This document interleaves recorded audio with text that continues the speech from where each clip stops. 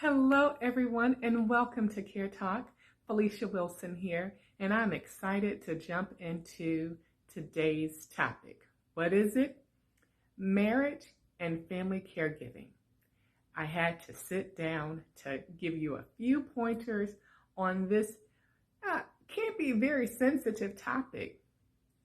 Many times, individuals are married and they love their mother-in-law, their father-in-law. They are treated like family, and this is one big love fest.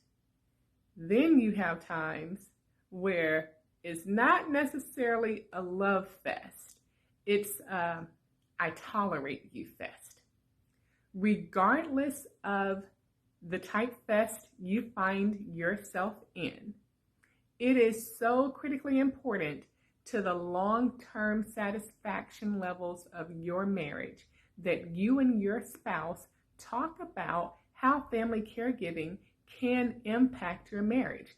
What are the expectations that you have of your spouse regarding your parents? What are your spouse's expectations?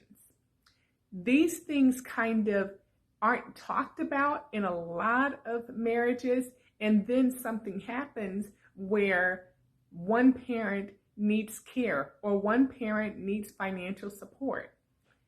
I want to stress the importance of having this conversation before the need happens. Okay, so what do? You sit down with your spouse and you have a notepad and a pen. And I'm going to give you a couple of questions to ask. And this, again, doesn't really matter what your relationship is with your in-laws. You're talking about the expectations that you and your spouse have of each other regarding family caregiving. Okay, where will your in-laws live if they need to live with someone? Is your home available for your loved one to come and stay? Are you willing? Are you able to provide basic care for your in-laws? That may mean bathing, dressing, meal prep. How comfortable do you feel with providing that level of care?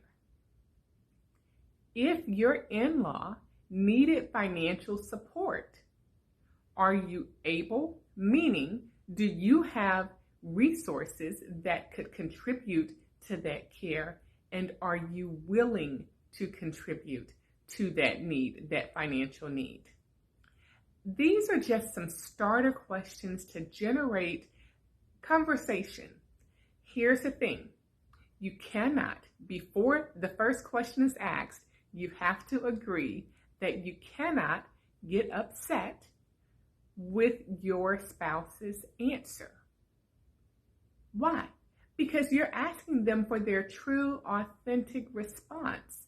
And this is an important conversation that has to be had, again, sooner rather than later. So if they're honestly telling you that they just don't feel that they are capable of doing this, then you need to have a conversation maybe about why and what the alternatives could be. If it gets too intense, definitely seek professional help. You can go to a counselor that will help you all work through these issues. And it could be something as far as maybe there's just not a good relationship to start with. So then what do?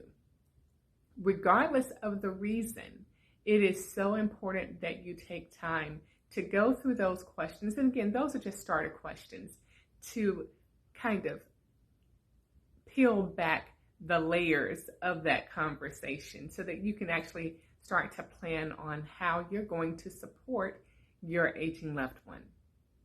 I hope this information was helpful. If so, please like, share, and comment. Until next